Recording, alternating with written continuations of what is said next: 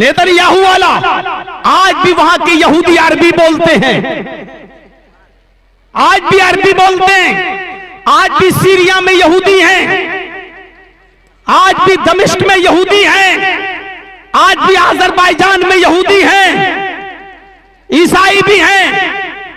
अरब countries के अंदर आज भी ईसाइयों और यहूदियों की अच्छी खासी तादाद मौजूद है, अरबी बोलने वालों की तादाद मौजूद है, लेकिन वो अरबी बोलने वाले यहूदी, वो अरबी बोलने वाले ईसाई आज तक कुरान की इस आयत के चैलेंज को कबूल नहीं कर सके और छोटी से छोटी सूरत की तरह कोई दूसरी सूरत नहीं बना पाए। आज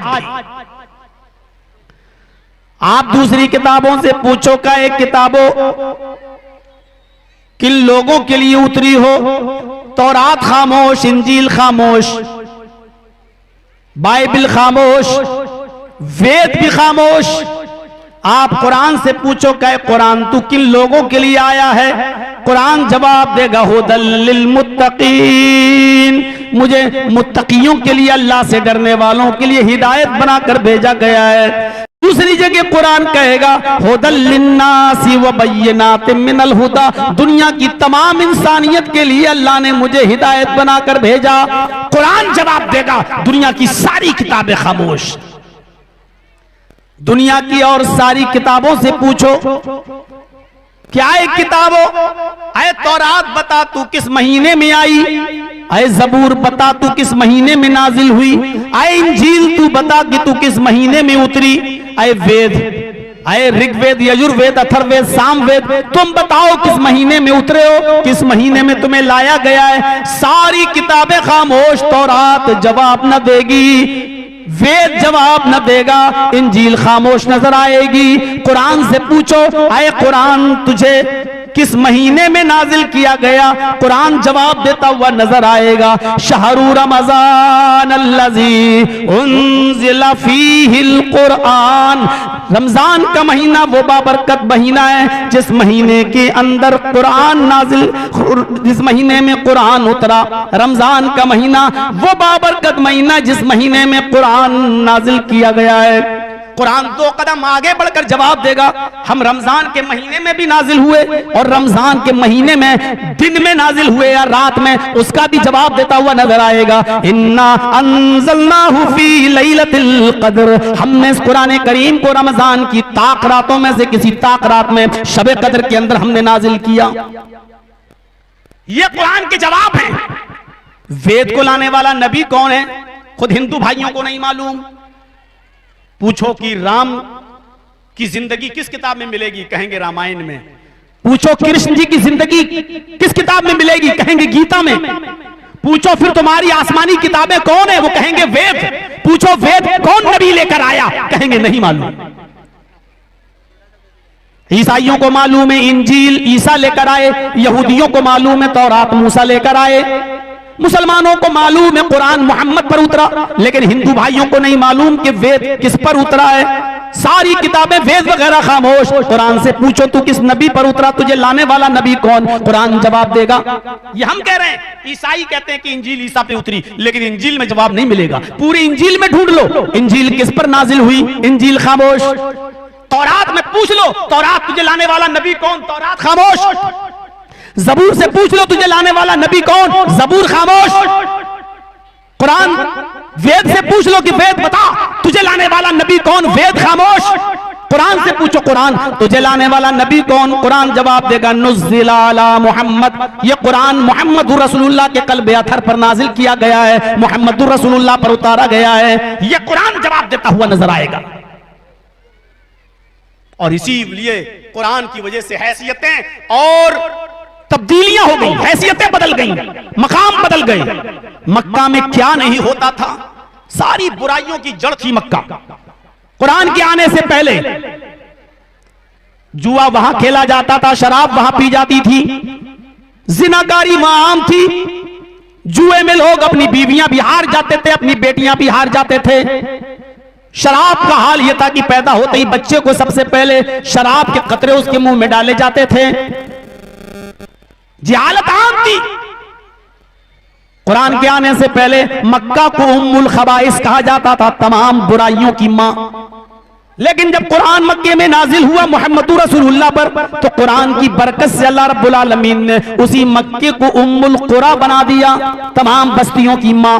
जो उम्मुल खबाइस था वो तमाम बस्तियों की मां बन गया। आज भी उस पर इतना अमन, इतना सुकून है कि आपका अगर 20 रियाल भी जमीन पर गिर जाए तो कोई उठाने वाला नहीं होगा, और उठा ले तो मेरे भाइयों उसको संदूक में डालना पड़ता है। क्यों मेरे भाइयों? आज वहां अमन और सुकून ही नजर आता है। इतनी शांति पैदा होने पर जाता है कि सुबह मां नाश्ता बना रही है बीवी, लेकिन पानी का वो कतरा अपनी जगह से हटता नहीं है। वो टहल रही है, चल रही है, खाना बना रही है, दुनियावी काम कर रही है, उठ रही, बैठ रही, लेट रही, सो रही, जाग रही, सब कुछ कर रही है, लेकिन पानी का वो कतरा अपनी जगह से टस से मस नहीं होता और वो अपना काम कर रहा है। थुम्मा खलक़ना नुत्फ़ता अलक़तन फ़ख़लक़ना अलक़ता मुज़ग़तन फ़ख़लक़ना अलमुज़ग़ता इज़ामन फ़कसवना अलइज़ाम लहमा। फिर हमने उसी नुत्फे को, उसी कतरे को, थुम्मा खलक़ना नुत्फ़ता अलक़तन, गोश्त का लोथड़ा बना दिया, जमा हुआ खून बना दिया। फिर हमने उसी नुत्फे को, उसी पानी के कतरे को जमा हुआ खून बना दिया। फिर उस जमे हुए खून को हमने गोश्त का लोथड़ा बना दिया। फिर उस गोश्त के लोथड़े को हमने हड्डी बना दिया। फ़कसवना अलइज़ाम लहमा, फिर हमने उसी हड्डी पर गोश्त चढ़ा दिया।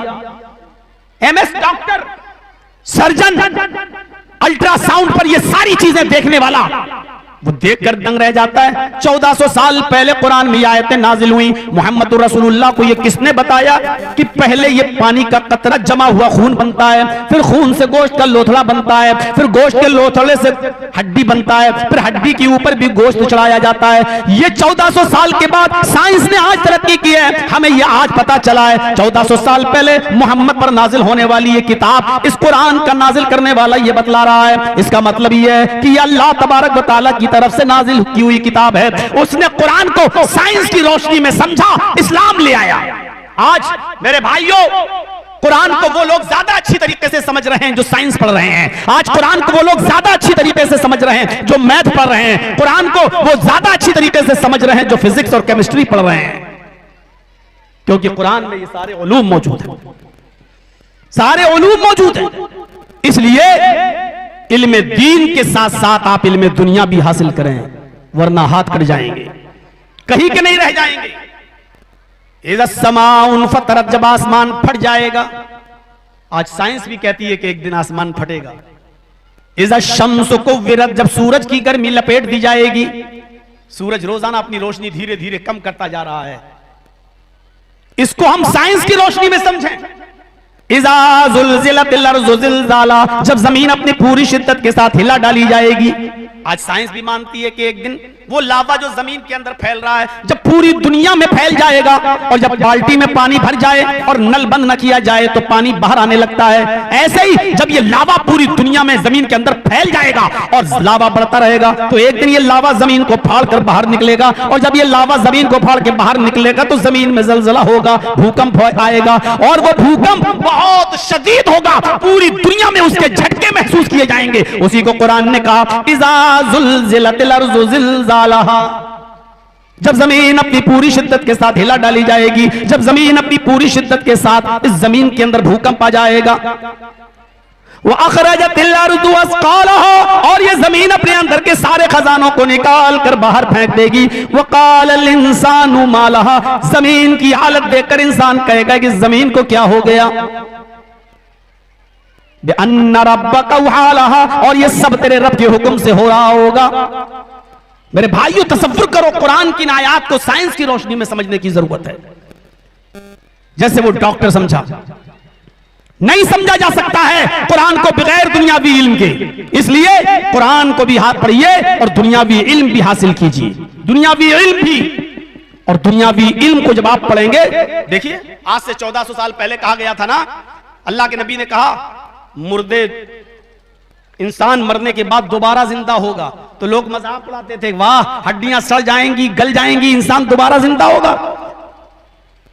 स्वामी दयानंद सरस्वती ने तो सत्यार्थ प्रकाश में बाकायदा ऐतराज किया है, हम लोग समंदर में डाल दिए जाते हैं, बहा दिए जाते हैं, इंसानों की लाशें जानवरों की लाशों के साथ मिल जाती हैं। अल्लाह ताला हर एक लाश को कैसे अलग करेगा, इंसानों को कैसे अलग करेगा, जानवरों को कैसे अलग करेगा?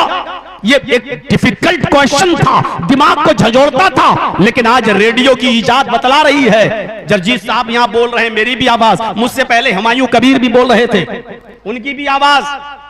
ये वो हुमायूं कबीर नहीं है जो बाबरी मस्जिद बनवा रहा है, उसकी तरफ दिमाग मत ले जाइएगा, वो तो शैतान है नंबर 1 का, तो पाखंडी है, वो तो एजेंट है, वो तो दलाल है। मेरे भाइयों जरा गौर कीजिएगा बात को। हमारी आवाज, ये जलसा मेरा हो रहा है, तकरीर मेरी हो रही है, ये चीख रही है, इनकी भी आवाजें जा रही हैं, मेले ठेलों की भी आवाजें जा रही हैं, आवाज, ट्रेनों की आवाज, ये जनरेटर चल रहा है इसकी भी आवाज, जानवरों की भी आवाज, भैंसों की, गायों की भी आवाज।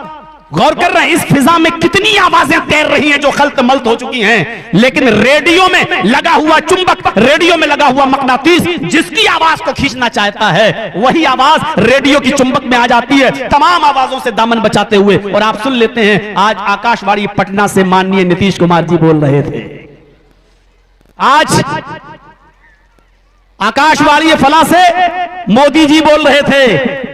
मोदी जी की आवाज, नीतीश जी की आवाज, शायर की आवाज, मौलाना की आवाज, रेडियो का चुंबक जिसकी आवाज को लेना चाहता, वो आवाज तमाम आवाजों से दामन बचाते हुए रेडियो में आ जाती है और आप उसी आवाज को सुन भी लेते हैं। तो क्या अल्लाह के पास ऐसी कोई मशीन नहीं होगी कि कयामत के दिन मखलूक हड्डियों में से इंसानों की हड्डियां अलग कर दे, जानवरों की हड्डियां अलग कर दे और इंसानों को दोबारा उठा दे और कहे ये तुम्हारी हड्डियां हैं, इंसान उठ, और वो दोबारा उठ जाए, कहे कुन और वो दोबारा जिंदा हो जाए? क्या अल्लाह के पास ऐसा कोई आला और अल्लाह के पास ऐसी कोई मशीन नहीं होगी? फमय्यामल मिस्काल ज़र्रतिन खैरन यरा, जर्रा बराबर नेकी करोगे तो उसको भी देख लोगे, जर्रा बराबर बुराई करोगे तो उसको भी देख लोगे। फअम्मा मन सकुलत मवाज़ीनुहु, नेकियां और बुराइयां तौली जाएंगी, जिसकी नेकियों का पल्ला भारी हो गया वो जन्नत के अंदर जाएगा, वो जन्नती है। और जिसकी बुराइयों का पल्ला भारी हो गया उसका ठिकाना जहन्नम है, वो जहन्नम में जाएगा। इसका मतलब नेकियां तौली जाएंगी और बुराइयां भी तौली जाएंगी। किस तराजू पर? कुरान की आयत को समझने के लिए साइंस का सहारा आपको लेना पड़ेगा। तराजू, नेकियां दिखाई तो देती नहीं, बुराइयां दिखाई तो देती नहीं, फिर किस तराजू पे तौली जाएगी? साइंस का सहारा आपको लेना पड़ेगा। साइंस बताती है कि गर्मी का भी वजन आ रहा है, सर्दी का भी वजन हो रहा है, आप जितनी लाइट खर्च करते हैं उस लाइट का भी वजन आता है, आप जितना पंखा और एसी चलाते हैं महीने में उसकी रीडिंग, उसका बिल, उसका वजन आ जाता है कि आपने इतना करंट खर्च किया, आपने इतनी बिजली खर्च की है। आज सर्दी कितनी पड़ी उसका वजन रोजाना आपके मोबाइल पर आ जाता है। वेदर में जाइए, बताते था आज किशनगंज के अंदर सर्दी का वजन ये रहा है, गर्मी इतनी डिग्री सेल्सियस पड़ी। आज गर्मी का वजन आ जाता है, सर्दी का वजन आ जाता है, करंट बिजली का वजन आ जाता है। बुखार दिखाई नहीं देता, फीवर, लेकिन डॉक्टर जब थर्मामीटर लगाता है तो उसमें बुखार का वजन आ जाता है कि आपको 100 डिग्री बुखार है, 101 है, 102, 104 है, कितना है। जब ये ना देखी जाने वाली चीजों का वजन जब हो जाता है तो क्या अल्लाह रब्बुल आलमीन के पास ऐसा कोई आला नहीं, अल्लाह के पास ऐसी कोई मशीन नहीं जो नेकियां और बुराइयों को तौल कर इंसानों के सामने रख दे? इतनी नेकियां आपकी, इतनी बुराइयां की। कुरान की आयत को समझने के लिए साइंस का सहारा, इसलिए कुरान सारे उलूम का सरदार है और सारे उलूम कुरान में। यह अलग बात है कि हम वहां तक पहुंच ना पाए। कुरान में बायो भी है, कुरान में केमिस्ट्री भी है, कुरान में फिजिक्स भी है, कुरान में मैथ भी है। यह अलग बात है कि हम वहां तक, हमारी अकल पहुंच नहीं पाती है, यह अलग बात है। अगर हम गौर करें तो कुरान ने साफ तौर पे कह दिया, सख्खरा लकुम मा फिस समावाति व मा फिल अर्ज़, दुनिया और आसमान की सारी चीजें हमने तुम्हारे ताबे कर दी हैं, हमने तुम्हारे पैरों, तुम्हारे कदमों पे डाल दिया है, तुम इनको इस्तेमाल करो। कुरान की इस आयत पर यकीन करते हुए साइंटिस्टों ने जब तहकीक की कि दुनिया और की सारी चीजों को अल्लाह ने हमारे लिए मुसक्कर कर दिया, तो वो चांद तक पहुंच गए, चांद तक पहुंच गए, चांद से भी ऊपर निकल गए, सूरज तक पहुंचने का सपना देख रहे हैं। बास कंट्रीज ने तो अपना झंडा चांद पर गाड़ दिया। एक दो कंट्री तो ऐसी हैं जो चांद पर अपनी जमीन भी बेचना शुरू कर दी है फ्यूचर में।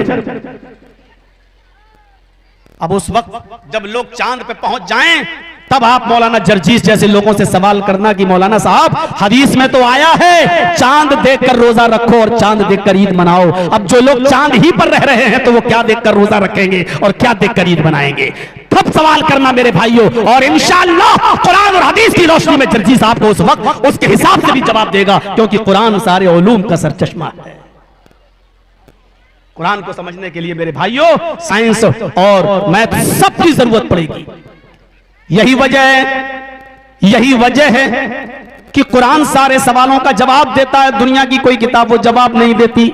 मैंने वेद पढ़ा, मैंने रामायण पढ़ी, मैंने गीता पढ़ी, मैंने इंजील पढ़ी, मैंने बहुत सी किताबों का मुताला किया, आज तक मैं थक गया पढ़ते पढ़ते कि हमें वेद बताएं कि वो कैसी किताब है, हमें तौरात बताए कि वो कैसी किताब है, हमें ज़बूर बताए कि वो कैसी किताब है, हमें इंजील बताए कि वो कैसी किताब है, हमें वेद बताएं कि वो कैसी किताब है। वेद खामोश है, तौरात खामोश है, ज़बूर खामोश है, इंजील खामोश है। हम कुरान से पूछते हैं, आए कुरान तू बता तू कैसी किताब है। कुरान हमें जवाब देता है, ज़ालिकल किताबु ला रैब फीह, ये किताब ऐसी है कि जिसके अंदर शक करने की कोई गुंजाइश नहीं।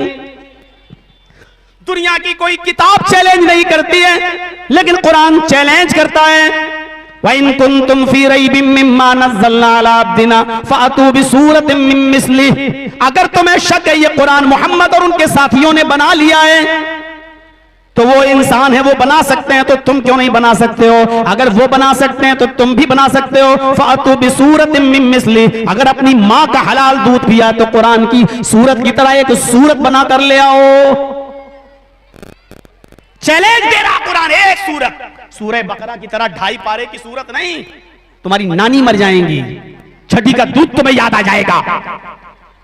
इन्ना तैना कल कौसर फसल्लि लिरब्बिका वनहर इन्ना शानियका हुवल अब्तर, ये कुरान की सबसे छोटी सूरत है। जाओ इस सूरत की तरह कोई दूसरी सूरत बना लाओ, नहीं बना पाए। आज भी इजराइल में चले जाओ, यही इजराइल नेतन्याहू वाला, आज भी वहां के यहूदी अरबी बोलते हैं, आज भी अरबी बोलते हैं, आज भी सीरिया में यहूदी हैं,